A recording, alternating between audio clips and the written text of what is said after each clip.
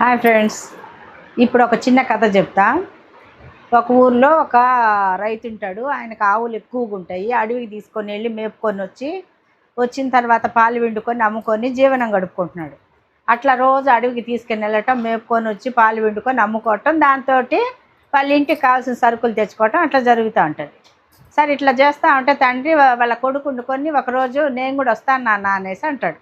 సరే కొడుకుని కూడా తీసుకొని వెళ్తే బాగా మేపుకుంటారు. మధ్యాహ్నంగా అరే కాసేపు చూసుకొని నేను పడుకుంటాను అని చెప్పేసి అంటాడు. సరే పడుకోనానా నేను చూసుకుంటానని కొడుకు అంటాడు. తండ్రి పడుకున్నాక వీడికి ఒక చిలిపి ఆలోచన వస్తుంది. నాన్న పులి అని అరుస్తాడు. అలిస్తే కొడుకు వెంటనే తండ్రి వెంటనే వచ్చి ఎక్కడ్రా పులి అంటాడు. లేదు నాన్న తమాషా చేశాను అని అంటాడు. సరే రెండోసారి మళ్ళా నాన్న పులి అంటాడు. ఈసారి నిద్రలో నుంచి కర్రతో పాటు వస్తాడు తండ్రి. ఎక్కడ్రా పులి అంటాడు. లేదు నాన్న తమాషా చేశాను అని అంటాడు. సరే మళ్ళా నేను పోయి పడుకుంటారా, నువ్వు కాసేపు చూసుకొని అంటే సరే పడుకొని అన్న అంటాడు. సరే తండ్రి నిద్రలోకి వెళ్ళిపోతాడు.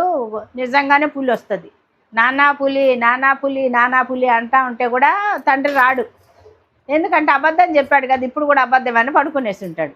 పులి వస్తుంది, దూడని తీసుకొని వాళ్ళ ఆవుని తీసుకొని వెళ్ళిపోతుంది.